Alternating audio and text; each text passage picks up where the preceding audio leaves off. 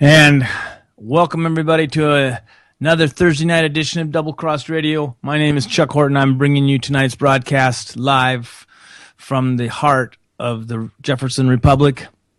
And anyway, I would like to start out tonight by saying thanks to Jordan Page for that wonderful theme song, which we voluntarily helped support Jordan for the use of that song, and I have no problem with that. It's just an awesome song. I hope that you all heard the show that he was on recently where he premiered his new single that has come out called Arm Yourselves. And to support Jordan, I bought a copy of that, even though I've heard it many times and you can listen to it on YouTube. But I bought the studio-produced version for a whole $2. It comes Arm Yourselves, and also with the Act 3, which follows up on that. And I got to say that for $2, I've already gotten way more than my entertainment value out of that. I've listened to it and listened to it and listened to it, and it's just fabulous, phenomenal. I really love it, and so that's that. I urge all of you to go there. I went to I think it was CD Baby or something like that. There's a link on Jordan's page about it. But I went there, and it was real easy. It didn't take long. I loaded it in as a file on my computer. It's real painless. And I've listened to it probably, I don't know, I'd say 10 to 15 times already. I'm very much enjoying it. The studio-produced versions are a lot cleaner than the stuff that's on YouTube. I'm kind of a perfectionist that way. Just the guys that are the recording engineers for Jordan in the studio that he goes to in Maryland are really good at what they do. And it was really fabulous. So I urge all of you to follow my lead there and to break out the $2. I mean, it's not like it's going to put you in the poorhouse or take bread off the table or something. It's only $2. Okay. And then it's going to help him get another one passed. And by the way, there's some more information on that. We didn't get a chance to talk as much as I wanted to. I probably could have talked to him for hours. Every time I do talk to him, it just goes on forever. But that entire single was, I wouldn't say it was paid for, but it was instrumental in raising the funding for that to be able to proceed. And it takes a lot of money to get studio time and get the musicians and the engineers and all this, pay all those people. But all that was instrumental in getting all this accomplished were the Oath Keepers. Excuse me. And the Oath Keepers want that to be their theme song, and I think that's very appropriate. I tip of the hat to them for staying on this project and making sure it got completed. And it's Stuart Rhodes is the guy that really is heading that up, and thanks you to them too for giving us this awesome music from Jordan Page, because they were very much instrumental. I don't think it would have happened without them. I'll put it that way.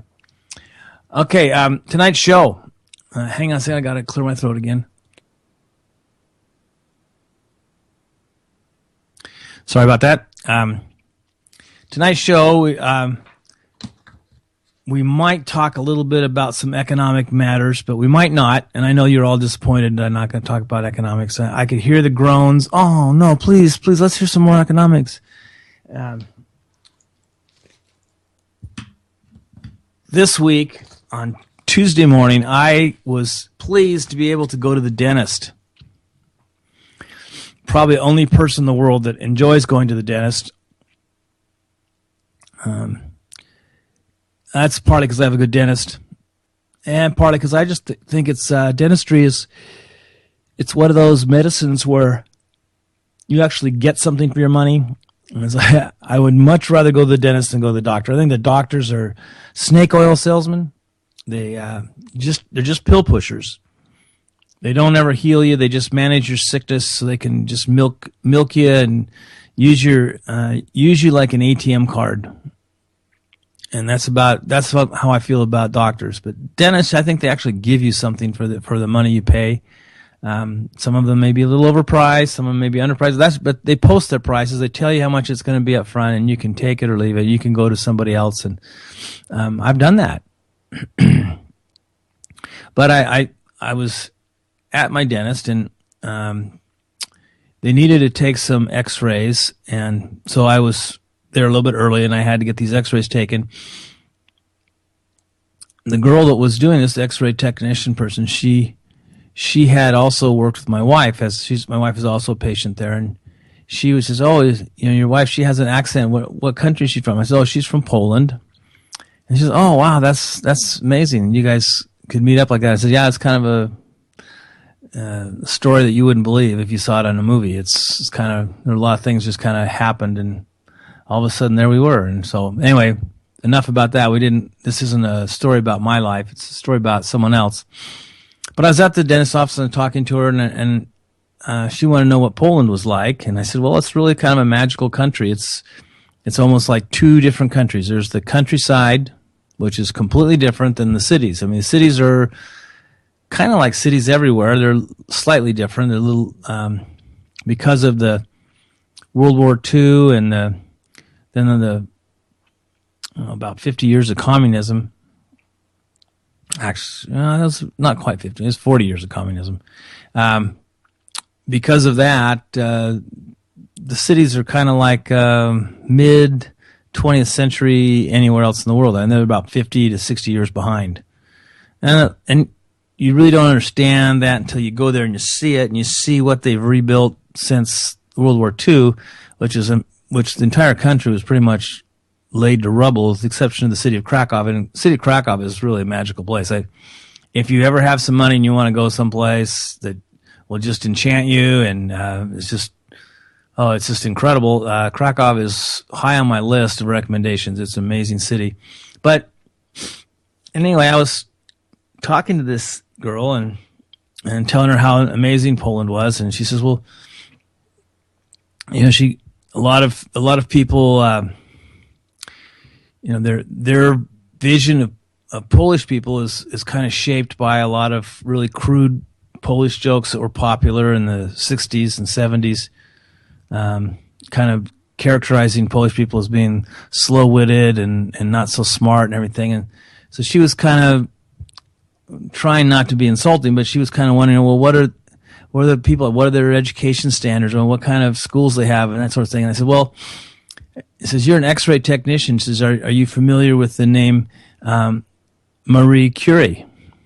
And she says, oh, yeah, I think I remember reading something about that in my books I had to read for this, for my job, to get my degree so I could have this job. And I said, yes. And she was a famous scientist that came from Poland, as was Copernicus. I don't know if you know who he was. And I started telling her about all the real true intellectuals that had come from Poland. And I started thinking, wow, this would be a great show here I'm talking to this girl, telling her all this, how magical a place Poland is, and talking about Marie Curie. Now, most people have heard that Marie Curie, and I will say her Polish name for you a little bit later when I give you her biography a little bit, but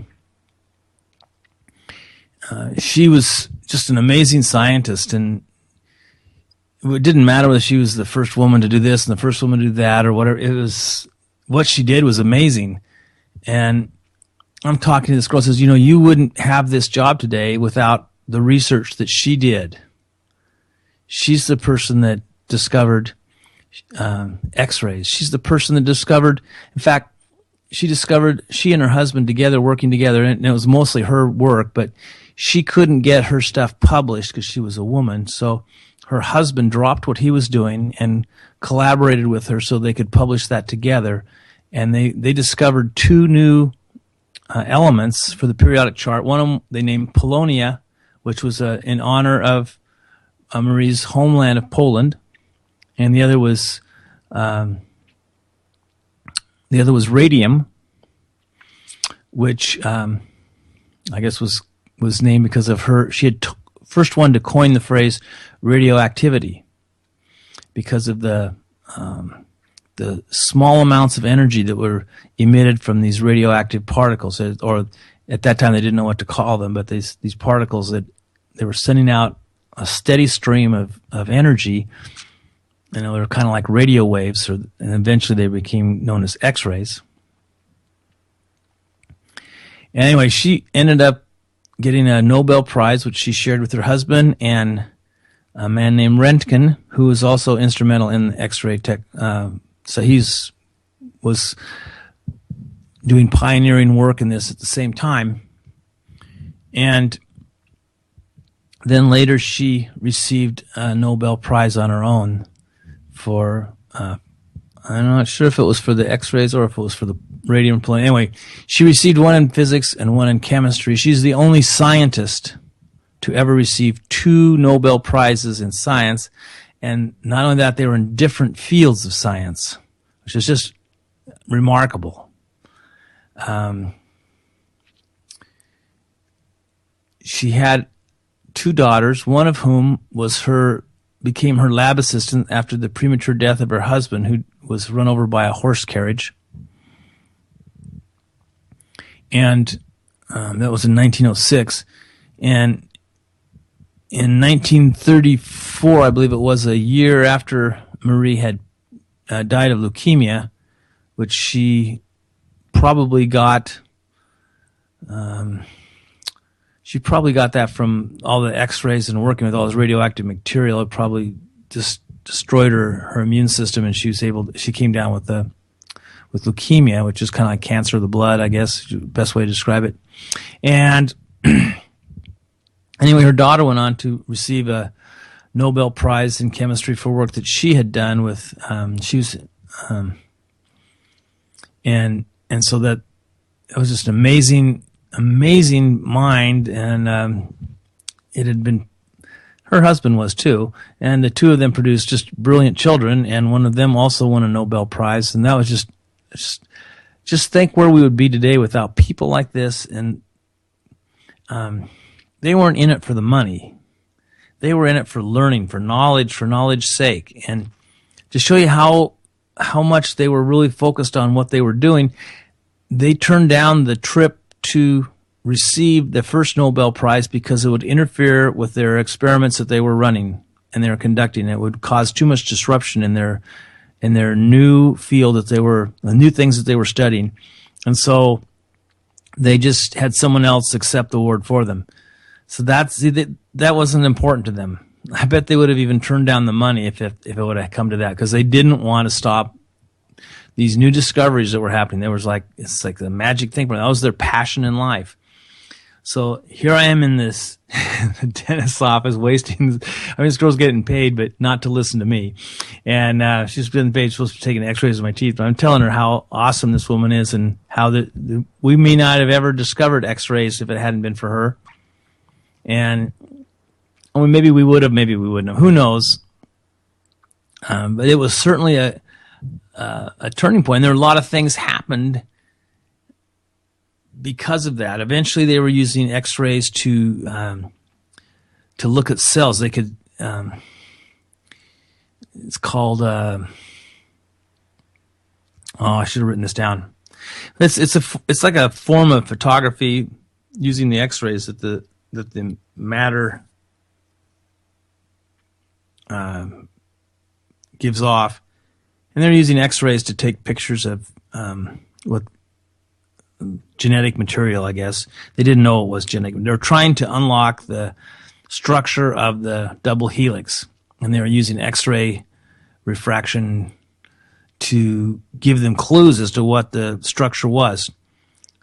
A really brilliant American chemist was very close to solving this puzzle, and if he would have gotten his second Nobel Prize as well. He had previously been awarded a Nobel Prize for his work in discovering the structure of hemoglobin and how important that was into carrying oxygen in the blood, and that allowed for the use of plasma to substitute for blood. And when you have like battlefield injuries and all these different things, it was quite an advancement for medicine and science. His name was Linus Pauling, and someday I'm going to have a program on Linus Pauling. He also has an amazing life. But Linus Pauling ended up winning a second Nobel Prize, but it wasn't in science. It was in peace, because he had pretty much used his position as one of the preeminent scientists in the world to crusade against the open-air testing of nuclear weapons. And he was the first one to kind of sound a warning call that all this radiation being released in the atmosphere was not good for our health, and it needed to be stopped. And of course the great American government decided that they would reward him for this, for being, so forthright and honest with his opinions. They rewarded him by taking away his passport, so he couldn't travel to England, where Watson and Crook, was it Watson and anyway, the two English scientists who eventually discovered the structure for the double helix, they were able to see these X-ray photographs that were denied to Linus Pauling, who couldn't leave the country because of his protests against the open-air testing of nuclear weapons. This was during the time when there was a commie behind every lamppost. Anybody that disagreed with the government had to be on their side, kind of like today. And so there's, who knows, without the X-ray, we may not have found out the structure of the genes, the chromosomes. We may not have found out how the double helix actually worked and unlocked those keys to those other great discoveries. The X-ray was pretty much a primary discovery that had to be made before all these other things could happen. And Marie Curie was the person who did it. Now, she wasn't always Marie Curie, and before I get too much into her story, I have to tell you a little bit about Poland, so this will be it'll make more sense to you. Trust me, it will. Poland in the late 18th century was a gigantic nation. It was huge. It took weeks to ride by horse and carriage across this place. It was like the size of maybe China. It was extended as far east as almost to Smolensk, which is pretty close to Moscow, actually. It extended from the west to just short of what's the Polish-German border today, to the north to the Baltic Sea, and the south down into parts of Slovenia, and occupied about a third of what is now Ukraine, including the city of Lvov, I think I said that right, which is by, that's another story. I won't get into that, but that's where Ludwig von Mises was born. And that's when it was part of Austrian-Hungarian Empire.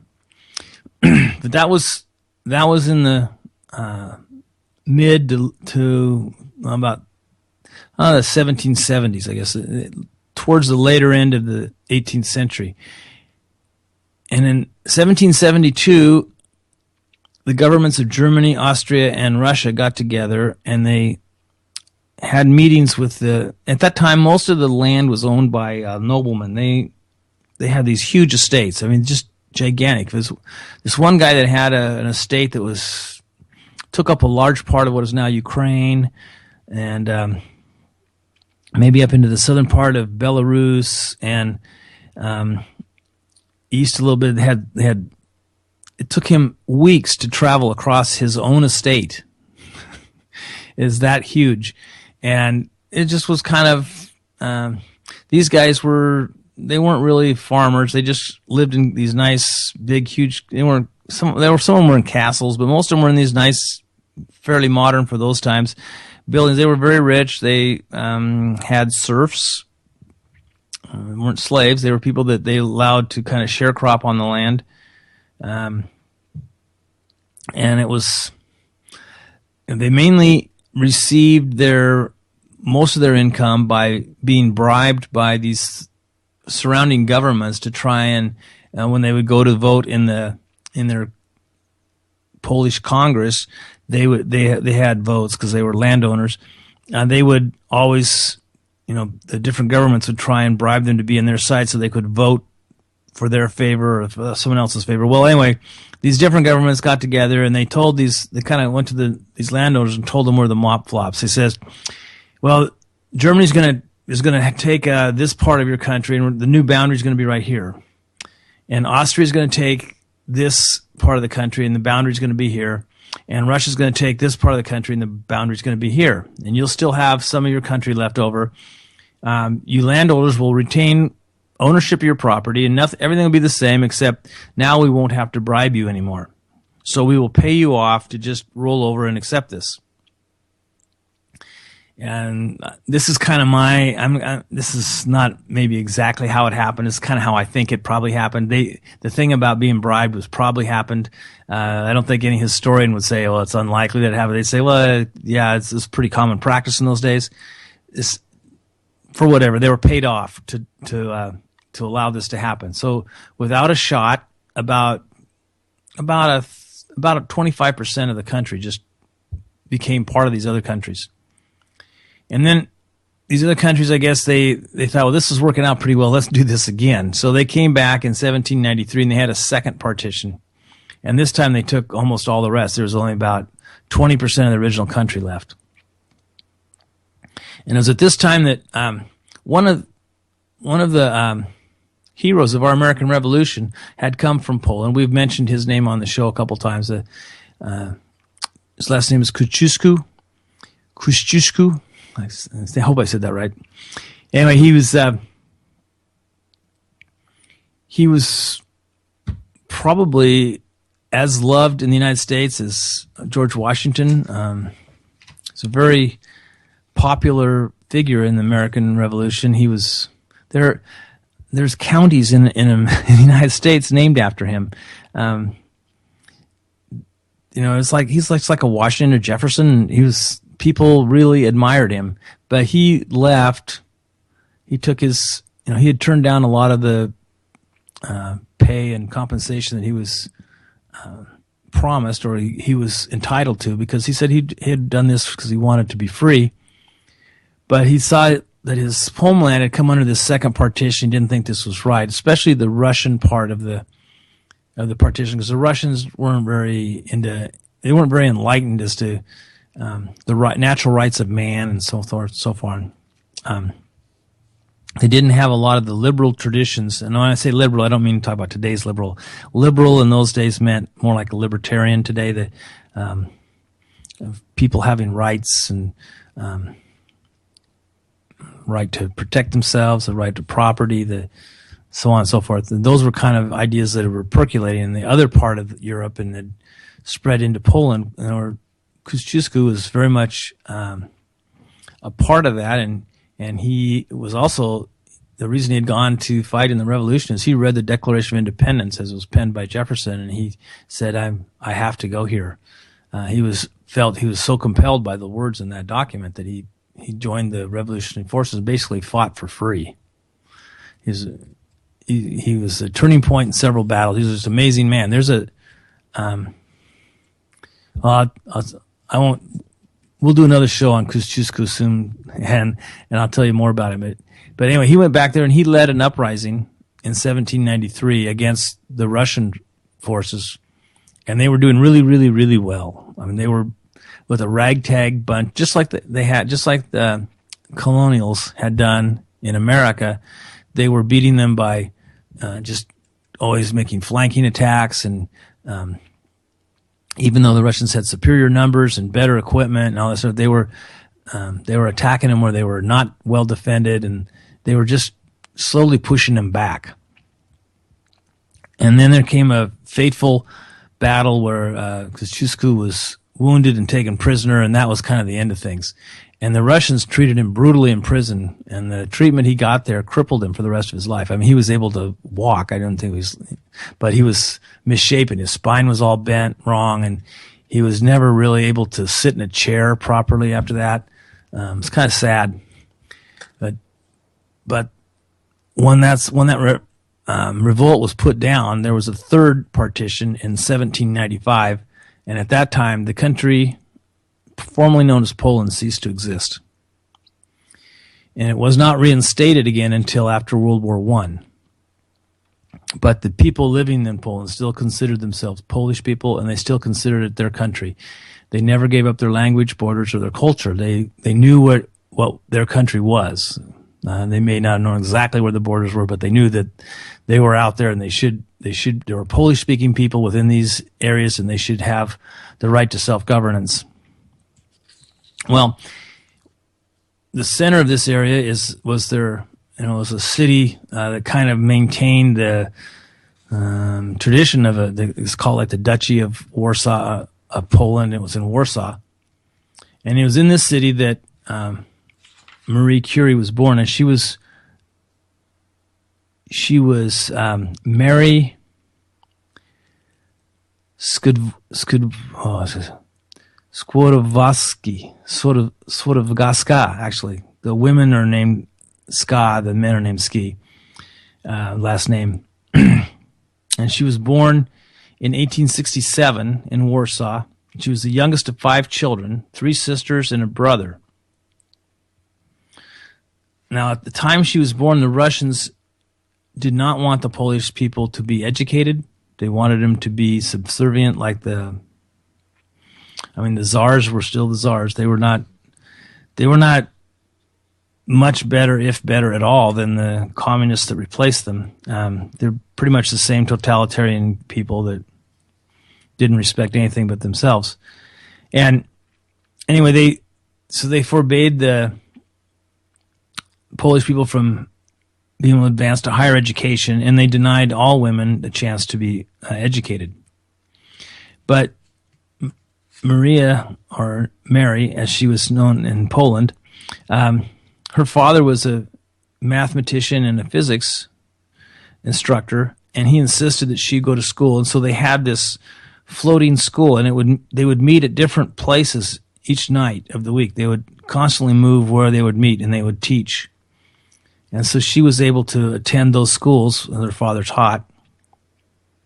And at night, they were able to, she was able to learn these sciences. She graduated from this high school at the age of 15. She was first in her class. She had the top marks. And not just the classes her dad taught either. Now, she and her older sister, Bronia, both wished to attend college, but it said in her biography that the University of Warsaw did not accept women. They didn't really accept Polish men very much either. Mostly it was for Russian men. Let's put it that way. So they decided that in order to get an education, they would have to go to another country.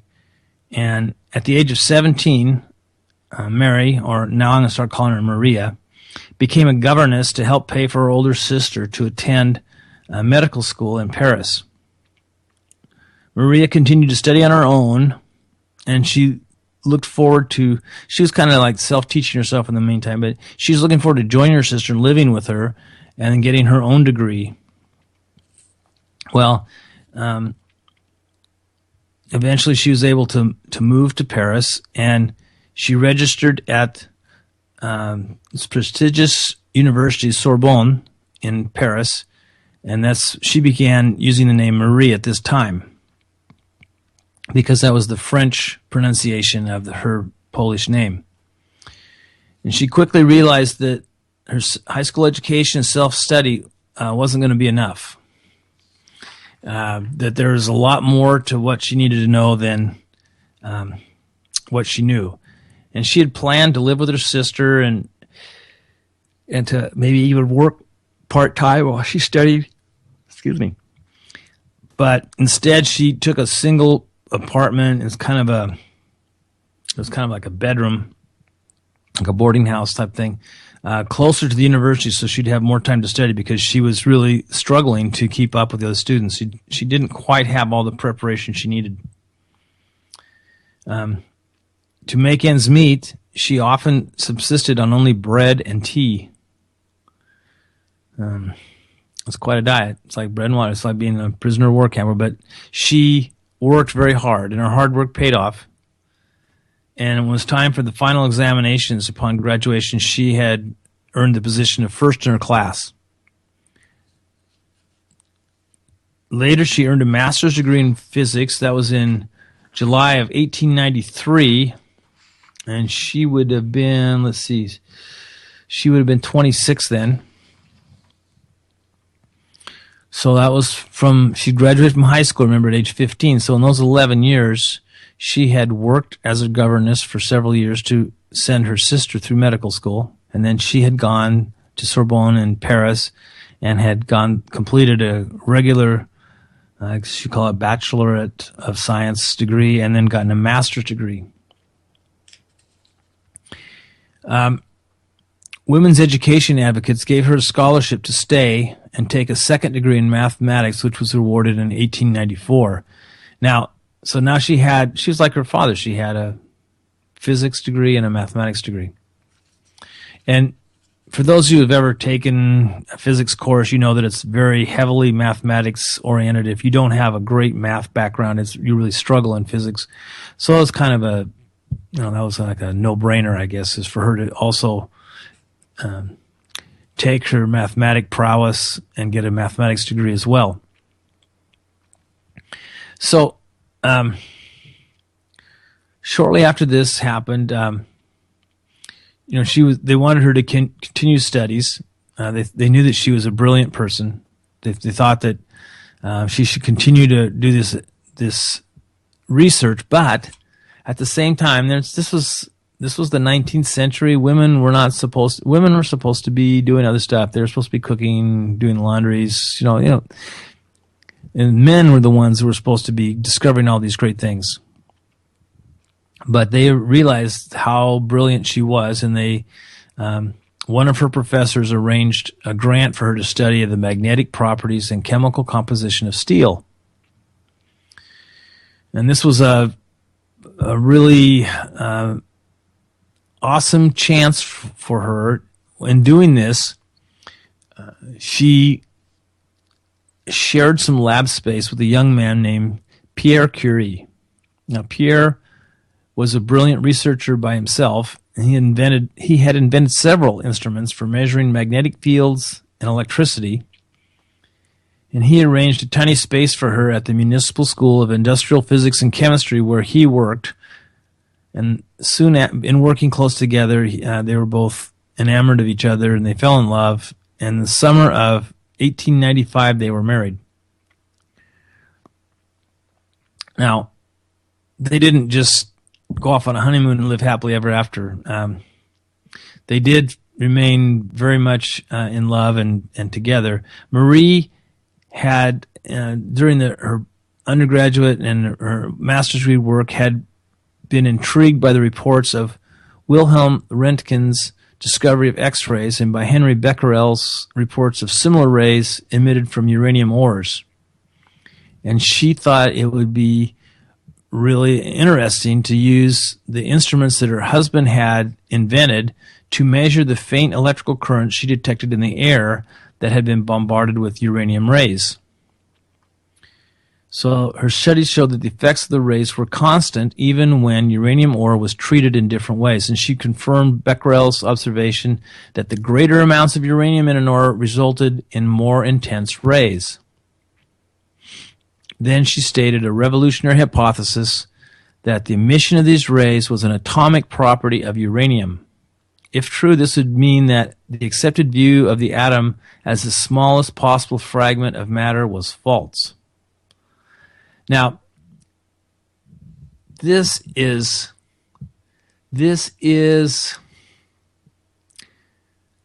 I mean, first of all, she's a woman. Second of all, she is attacking one of the accepted standards of science that everybody bases all their theories and studies on. And she's saying, no, it isn't true. And here's why I think this. And her hypothesis, no one would give her any credence. They wouldn't accept anything that she published on the material. They wouldn't get published because she was a woman, and two, it was like Columbus saying the world is round when everybody else knew it was flat. It was like, today somebody's saying global warming is a hoax when the consensus is that it's global warming. And now they call it climate change because we're getting cooler, not warmer. So they can't call it global warming. It's whatever. So she stuck to her guns, and she continued to research. And she decided to test all the known and many chemical ores to see if there are any others would emit these Becquerel rays. And let's see, eventually she had coined the term radioactive, and that was in 1898. So this was in a short period of time. She had just amassed this tremendous knowledge. She was a pioneer in this field to describe materials that had this effect. Now, I want to pause here. I'm kind of reading this from a biography that I printed out from the internet, but you have to realize how difficult it was for her to get this to be accepted. And if she had just given up and said, I'm a woman, I should be out cooking dinner for my husband and raising our children, I mean, how would things have worked out for the rest of society? Would someone have eventually have discovered this? Maybe, possibly, but I don't know. They were pretty well entrenched with this, being constantly told that the atom was the smallest part of a particle of matter. Nothing was smaller than an atom, which isn't true, but that's what they believed in those days. And if you came up with something else and you were a woman, you weren't going to get even listened to. But even as a man, you would be risked your whole scientific career by going out on that limb. So there were just very few people that were willing to do this. And she had just tremendous courage. And she soon had a really staunch ally. Her husband became more interested in what she was doing in her research than what he was doing in his research. And he dropped his projects and joined her. And this was really amazing. They were able to do twice as much because there were two of them working on it. But together they found there were two ores. One was chalcolite or chalcolite, I guess, and the other was pitchblende. And they were much more radioactive than pure uranium. Marie suspected that these ores might contain as yet undiscovered radioactive elements. So what a great mind that she would come to that conclusion, that uranium has this radioactive thing. And they had tested all the other known elements on the periodic chart, and they had these two ores, which pitchblende is and chalcolite. I think that's how you say it. So they wanted to do more research on these and see what possibly there could be in these substances that could cause such high amounts of radioactivity. Well, several tons of pitchblende were donated by the Austrian government, but the space that they were using for lab was not big enough for several tons of pitchblende, so they had to move to an old barn on the outskirts of the school. Processing the ore was, backbreaking work. They had to develop new methods for separating the pitchblende into its chemical components so that they could, figure out what elements made up the pitchblende. Little by little, as they would continue to break things apart and to separate them into what they call pure and impure quantities, trying to get down to the elements, they found that two of the chemical components, one consisting mostly of bismuth, the other containing mostly barium, were strongly radioactive. In 1898, the Curies published their conclusion. The bismuth compound contained a previously undiscovered radioactive element that they named polonium. Now, they named this element polonium after Marie's native country, Poland, which at that time no longer existed. So this was a kind of a FU to the people who had partitioned Poland out of existence. And she was honoring their memory of Poland as a country, as a nation, by naming this new element that they discovered polonium. By the end of that year, they had isolated a second radioactive element they called radium from radius, which is the Latin word for rays. In 1902, they announced success in extracting purified radium. Radium, as you know, is so highly radioactive that it glows in the dark. They used to take this and mix it up with paint and paint it on the dials of watches so you could see what time it was in the dark. The people that were doing the work all contracted cancer and died, and they soon realized that radium was a deadly poison. It probably wasn't a good substance to be putting on dials of watches, but there's still a few of those old antique watches out there that have those radium dials. I saw several as a child in the 1950s. My uncle, being a watchmaker, was aware of this. And anyway, that's just an aside. In June 1903, Marie was the first woman in Europe. Now, this is the first woman really in the world to earn a doctorate in physics. There may have been a woman in the United States, but I don't think it was. She was certainly the first woman in Europe. And certainly there was nobody that had accomplished what she'd accomplished by 1903.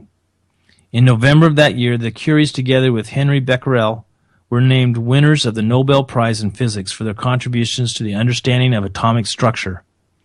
Now, this means that science had been turned on its head and had to accept her conclusions that the atom couldn't be the smallest possible structure.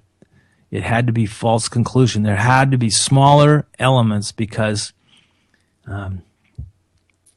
they were, because of the existence of these rays. These rays had, they actually had maybe an unmeasurable amount of mass, but they were either energy or mass or whatever. Later, Einstein would figure out that energy and mass were the same thing. They're just different ways of expressing the same thing. E equals mc squared.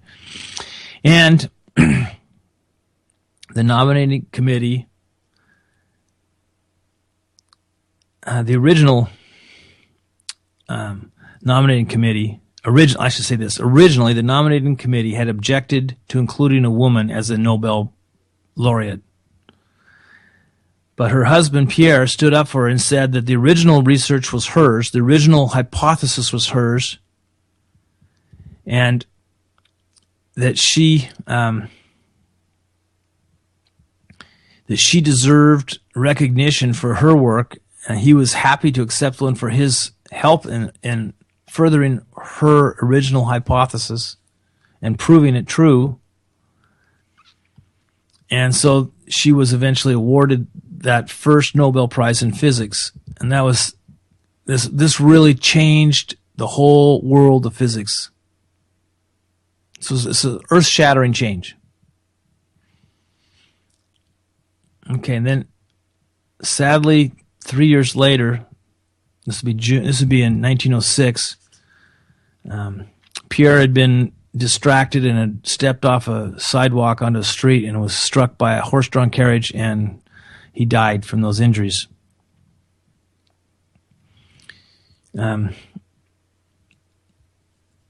The university where Marie had received her doctorate, and where Pierre taught, he had a professorship there. They offered his professorship to her, and she became the first woman in the science, in teaching of science in this prestigious French institution. I'm going to have another aside here. I've talked about my grandmother on this show before, and she was also an amazing woman. She probably wasn't quite in Marie Curie's class, but she was also an amazing mathematician, and she got a position teaching math at the high school here in Medford, where I live. And the superintendent of the schools at that time was a person who was so enlightened that he recognized her brilliance and her quality as a teacher, and he insisted that she go and attain a master's degree so she could become the head of the math department in the high school. And they had a requirement then that in order to be the head of the department, you had to have a master's degree. So she had taken her children, my mother and my uncle, and she drove all the way across the country in a worn-out car to New York, where she received a master's degree in mathematics at Columbia University. And then she returned back to Medford with driving all the way back across country with children. Are we there yet? No, we got another week or two to go. It was not a quick trip. And they got back to Medford, and she became the first woman to head the math department in the Medford School District. And she taught some amazing people in there. She taught a person who became a 5-star general, General Danny Graham. He worked on Ronald Reagan's Star Wars initiative. He was a really, really brilliant man.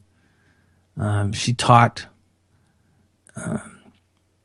Frohnmeyer, who became president at University of Oregon. She taught a man who I forget this guy's last name. He became the head of the physics department at University of Texas. Now, this is the University of Texas, and he was mentioned as, I think he was nominated for Nobel Prize, but he did not receive it. He did a lot of amazing research on what happened right before the Big Bang. That was the time they were doing the Big Bang Theory.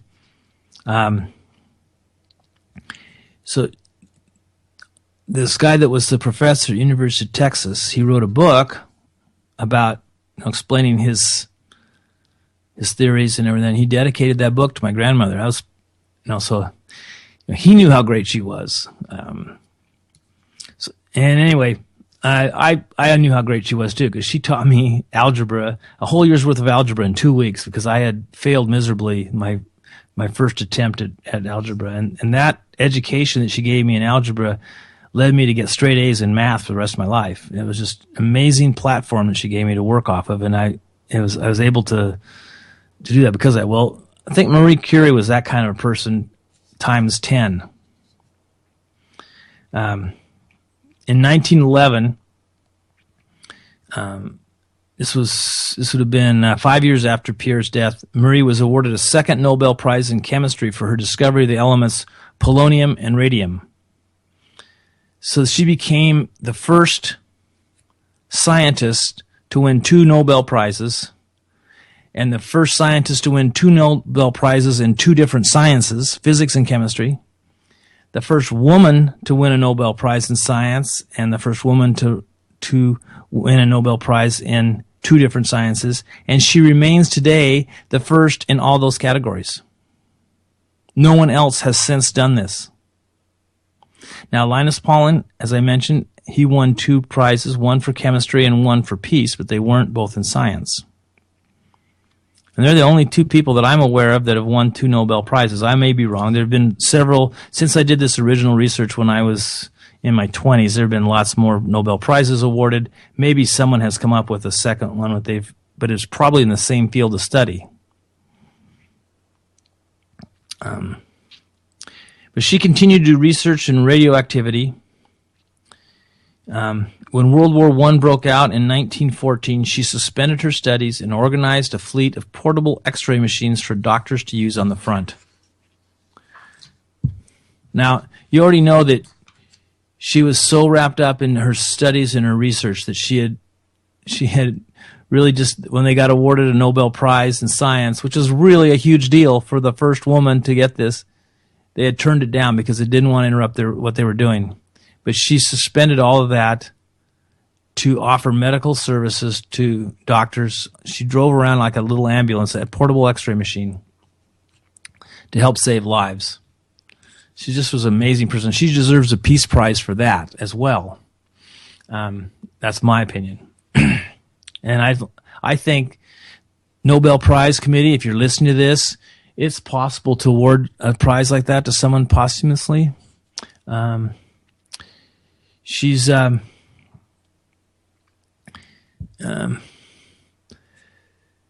just amazing woman, had an amazing life. by 1920, she was suffering from many medical problems, and these were likely due to her exposure to the radioactive materials that she worked on. And July 4th, 1934, she died of aplastic anemia, which is like leukemia, that is often caused by too much exposure to radiation. Now, to give you an idea of what too much radiation means, her work, her books, her research notebooks and things like that, they are locked and sealed in a lead cage because they're too radioactive to be handled. So that kind of gives you an idea of what she was doing. She was exposed on a daily basis. She still lived to be 67 years old. Although I would say the last 14 years of her life were probably not too done. It didn't work out too well for her. She's probably pretty sick during that time. But the books, her notebooks, the paper, this carbon, once it gets radioactive, it lasts for about 5,000 years. So they're sealed up. No one will ever see them in this lifetime or the next, I don't know, maybe 500 generations from now. And that by that time, only half the radioactivity will be gone, because that's the half-life of carbon, 5,000 years. So I don't know, 5,000 years from now, it'll still be radioactive. Now, in 1995, when she died, she was buried next to her husband, Pierre, and they were really amazingly in love, according to all accounts I could find. They really just... she never married again. He obviously was dead. But in 1995, their remains were moved and interred in the Pantheon in Paris alongside France's greatest citizens. Now, that's pretty much the highest honor that France could bestow to anybody. And that was just amazing. Marie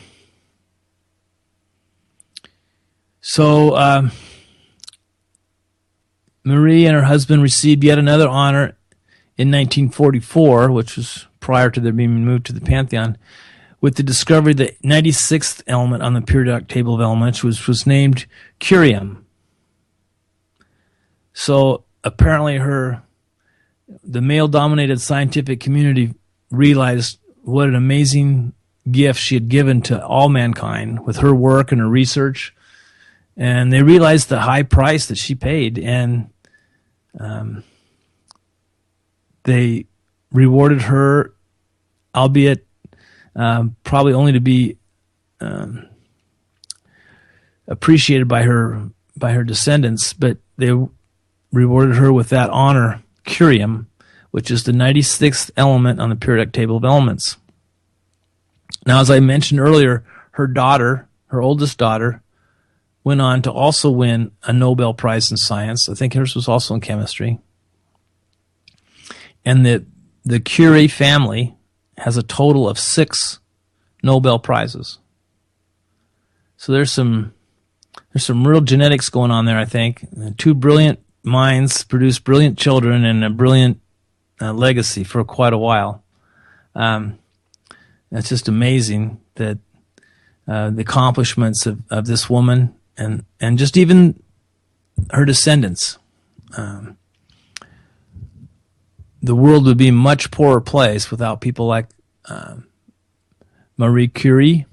And I was happy to bring you this information tonight as part of our series, or the series that I'm doing on people who just have these burning passions about what they're doing, and they just put all their energy and life into these things, and society benefits from it. They don't do it because someone's forced them to do it. They do it because they love it.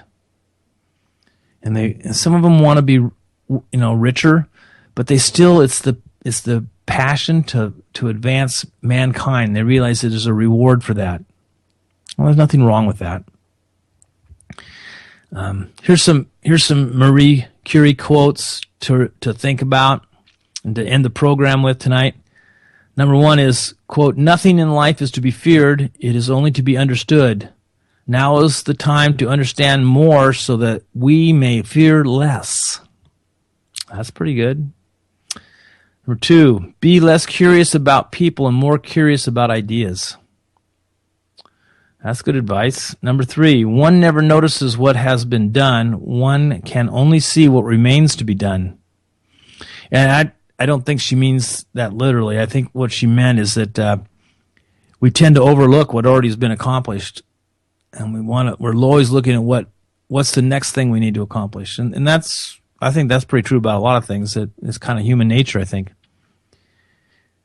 Number 4, there are sadistic scientists who hurry to hunt down errors instead of establishing the truth. Boy, isn't that the truth? And last, I am one of those who think, like Nobel, that humanity will draw more good from evil. Oh, excuse me, I botched it up. I'll start again. I am one of those who think, like Nobel, that humanity will draw more good than evil from new discoveries. And I would say that overall history would prove that out, but I think evil tends to latch onto them and abuse them first before the evil gets conquered, and those discoveries are then proved to be a real boon to mankind. So, if you enjoyed this program tonight, you can do more research and find out about Madame Curie. And if you're interested about the history of Poland, there's an awesome book by a man named Davies. It's called God's Playground. It's the history of Poland. It's awesome. It's got an English translation. He's an English writer and lived in Poland for quite a while. And those books are really good background material for understanding her life and what it was like, and what an amazing accomplishment this was. I mean, Linus Pauling, he had an amazing life too. I mean, he started out he went to school, his first 8 years in school were in a one-room schoolhouse in a little school that had an outdoor outhouse for a toilet. And he was the first guy to figure out the structure of hemoglobin and enabled them to use plasma as a substitute for blood. It's just amazing people. Came out of nothing. And today we have all these money we spend on schools and we get dolts. Get idiots. Okay, that's it for tonight. Join us next week. And I got one more thing to say. Tony, keep your chin up. Things are going to get better. Okay, we'll see you next week, everybody. Bye-bye.